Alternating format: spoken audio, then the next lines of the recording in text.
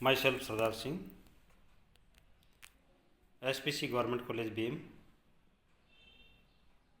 Associate professor in geography. Good morning विद्यार्थियों। आज आपका टॉपिक है BA part second, paper second, आर्थिक और संसाधन भूगोल। उसमें से टॉपिक है आपका विश्व में कॉफ़ी का उत्पादन, वितरण और उसका अंतर्राष्ट्रीय व्यापार। कॉफ़ी का जो पौधा है वो अफ्रीका महाद्वीप के पूर्वी भाग में अबिसिनिया यानी इथियोपिया के पठारों पर सबसे पहले जंगली पौधे के रूप में इसका उत्पादन हुआ था, वहाँ पर देखा गया था। फिर इसका प्रयोग अरब व्यापारी द्वारा किया जाने लगा।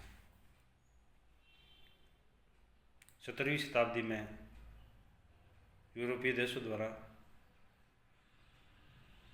इसका प्रयोग प्रचार प्रसार किया जाने लगा। इसकी यदि या इसके वितरण को यदि देखा जाए तो ये समुद्र तल से 1500 मीटर तक ऊंचे भागों पर इसकी खेती की जाती है या ये उत्पादित किया जाता है, और शीतोष्ण कटिबंधीय भागों में ये आसानी से उगाया जाता है। इसकी इम्पोर्टेंस ऑफ कॉफ़ी का जो पौधा उष्ण कटिबंधीय प्रदेश का पौधा है, जो विषुवत रेखा के दोनों ओर 20 डिग्री उत्तरी अक्षांश से 38 डिग्री उत्तरी अक्षांश के बीच में सुगमता से पैदा किया जाता है। कॉफ़ी का महत्व इनके बीजों के कारण होता है, यानी कॉफ़ी के फल से बीजों को निकालकर धूप में सुखा दिया जाता है और बाद में भूनकर इसको पीस लेते हैं और फिर बाज़ारों में इसको बेच दिया जाता है। USA, रूस, यूरोप और संपूर्ण विश्व में प्रचलित ये प्रमुख पेय पदार्थ है। भारत में कॉफ़ी का जो पौधा है वो 18वीं शताब्दी में ईस्ट इंडिया कंपनी द्वारा लाया गया था। फिर विद्यार्थियों इसके प्रकार, कॉफ़ी के प्रकार। कॉफ़ी के प्रकारों को हम देखते हैं तो ये कई किस्में इसकी होती है, जिसमें सबसे पहले है कॉफ़िया अरेबिका, कॉफ़िया रोबस्टा और कॉफ़िया लिबेरिका। ये सबसे महत्वपूर्ण मानी जाती है।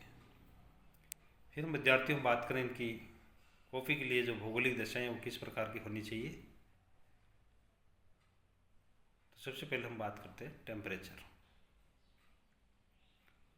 चूँकि ये उष्ण आर्द्र जलवायु का पौधा है, अतः तापमान इसके लिए 15 डिग्री सेंटीग्रेड से लगाकर 28 डिग्री सेंटीग्रेड तक रहना चाहिए। इससे कम जलवायु या इससे कम टेम्परेचर भागों में इसकी वृद्धि रुक जाती है। वर्षा इसके लिए 150 से 210 सेंटीमीटर तक बारिश इसके लिए बेस्ट मानी जाती है, और कई कई पर ये 300 सेंटीमीटर वाले भागों के अंदर भी पैदा किया जाता है, किंतु अधिक सूखा इसके लिए हानिकारक माना जाता है। इसके लिए निरंतर बारिश होनी चाहिए। बसंतकालीन तूफानी वर्षा से दक्षिणी एवं पूर्व में हल्की वर्षा के साथ तूफान आते रहते हैं, और इसी कारण से इसका उत्पादन जो है वो बढ़ जाता है। इसलिए ब्राज़ील में कॉफ़ी उत्पादन करने वाले क्षेत्रों में फूलों की बौछार इसको कहते हैं। भारत में ये पहाड़ी डालों पर साधारणतः 900 से 1800 मीटर तक की ऊंचाई पर सामान्यतः पैदा किया जाता है। भारत में जो कॉफ़ी के उद्यान हैं वो साधारणतः घाटियों के पार्श्ववर्ती भाग में और पश्चिमी घाटों पर पाए जाते हैं।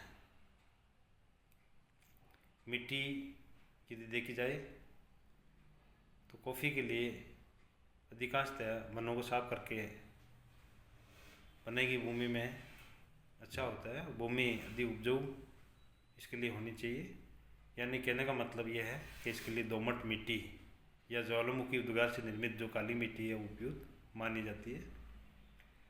जहाँ इसकी मिट्टी में वनस्पति और लोहे के अंश मिले होते हैं वहाँ पर इसकी अच्छी खेती की जाती है। इंडोनेशिया और दक्षिण अमेरिका के जो ज्वालामुखी पर्वतीय क्षेत्र हैं जहाँ पर इसकी खेती की जाती है। फिर विद्यार्थी हम बात करें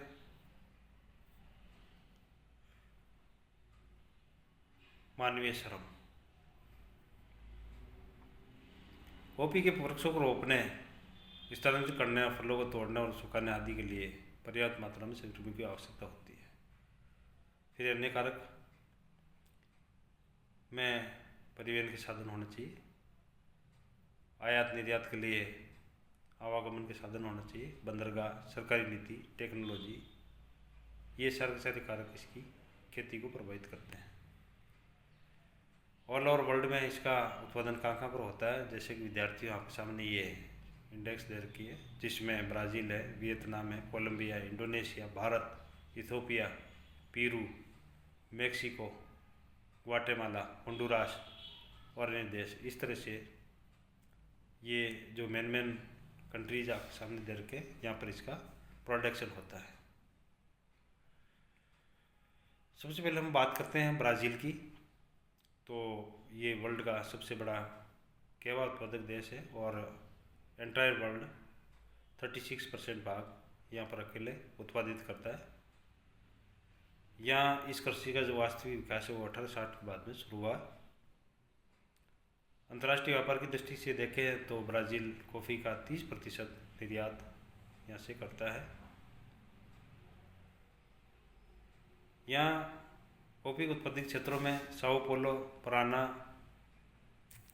Manas Gerais, Goias, Espirito Santo प्रमुख इसके क्षेत्र माने जाते हैं। जैसे कि आपके सामने ये विद्यार्थियों ब्राज़ील के अंदर जो कॉफ़ी उत्पादक क्षेत्र है वो दे रखा है, इसका चित्र यहाँ आपके सामने दिया हुआ है। फिर विद्यार्थी हम बात करें वियतनाम की, तो वियतनाम भी वृहद स्तर पर लार्ज स्केल पर इसका प्रोडक्शन करता है और 20 वर्षों से अथक प्रयास के बाद में यहाँ पर इसके बड़े बड़े बागान देखने को मिलते हैं। जैसा कि आपके सामने ये चित्र दे रखा है वियतनाम का कॉफ़ी उत्पादक जो एरिया वो भी दिखा रखा है। 2014 से यहाँ पर बहुत अधिक मात्रा में उत्पादन यहाँ किया जा गया है और बड़े पैमाने पर यहाँ कृषि का विकास कॉफ़ी के बागानों के रूप में किया गया है। नेक्स्ट है विद्यार्थियों कोलंबिया। ये आपके सामने कोलंबिया में जो कॉफ़ी उत्पादक क्षेत्र का चित्र दे रखा है। कोलंबिया का जो स्थान है कॉफ़ी उत्पादन में तीसरा है और यहाँ उत्तम जलवायु, पर्याप्त वर्षा के कारण यहाँ जो उद्यान है वो मध्यवर्ती और पश्चिमी ढालों के ऊपर जहाँ ज्वालामुखी मिट्टी पाई जाती है वहाँ देखने को मिलते हैं। यहाँ कॉफ़ी के जो बागान है 1200 से 2100 मीटर की ऊंचाई पर देखने को मिलते हैं। फिर विद्यार्थी देखिए आपके सामने धरका है वियतनाम, इंडोनेशिया और हिंदुनेशिया। ये चित्र दे रखा है इंडोनेशिया का जो कॉफ़ी उत्पादक क्षेत्र है। विश्व उत्पादन का लगभग 10% कॉफ़ी का उत्पादन इंडोनेशिया और हिंदुनेशिया से प्राप्त होता है। यहाँ केवल 2014 में 765,000 मीट्रिक टन कोआ या कॉफ़ी उत्पादित होती थी। यहाँ पर कॉफ़ी के जो बागानों का विकास है वो नीदरलैंड वासियों ने किया। सुमात्रा और विशेषकर जावा में उच्च कोटि का जो केवा पाया जाता है। जावा में पहाड़ी ढालों पर या उपजाऊ मिट्टी वाले क्षेत्रों में 500 से 1600 मीटर की ऊंचाई पर इसके बागान या इसका उत्पादन किया जाता है। ब्राज़ील से पहले अंतर्राष्ट्रीय क्षेत्र में इंडोनेशिया केवा ही विश्व में विख्यात था, लेकिन 19वीं शताब्दी उत्तरार्ध श्रीलंका की तरह बागानों में रोग उत्पन्न हो जाने के कारण इसका काफ़ी ह्रास हुआ है। तो इस तरह से ये इंडोनेशिया में जो कॉफ़ी उत्पादन के जो प्रमुख क्षेत्र है वो आपके सामने दिए हुए हैं। फिर लेते हैं इंडिया। विश्व में 5वां कॉफ़ी उत्पादक देश है जहाँ पर 4.07% कॉफ़ी उत्पादित की जाती है भारत में कर्नाटक के अंदर इसकी सबसे ज़्यादा खेती की जाती है और बाबा बुदन की जो पहाड़ियाँ है उसके चारों ओर कॉफ़ी के बागान हैं। जैसा कि ये आपके सामने मैप दिया हुआ इंडिया का, उसमें दर्शाया गया है। भारत में कहवा का लगभग 51,000 छोटे और मध्यम आकार के जो बगीचे हैं वो ज़्यादातर कर्नाटक और तमिलनाडु, केरल राज्यों के अंदर विस्तृत रूप से फैले हुए हैं। इसके अलावा आंध्र प्रदेश, महाराष्ट्र, उड़ीसा, असम और वेस्ट बंगाल, अंडमान निकोबार द्वीप समूह में भी इसकी कृषि की जाती है। फिर विद्यार्थी हैं मध्य अमेरिका और कैरेबियन क्षेत्र, जैसा कि आपके सामने चित्र दे रखा है। मध्य अमेरिका में मेक्सिको है, ग्वाटेमाला है, Honduras, Salvador, Nicaragua, Costa Rica और पनामा, इसके जहाँ पर इसका उत्पादन मिलता है।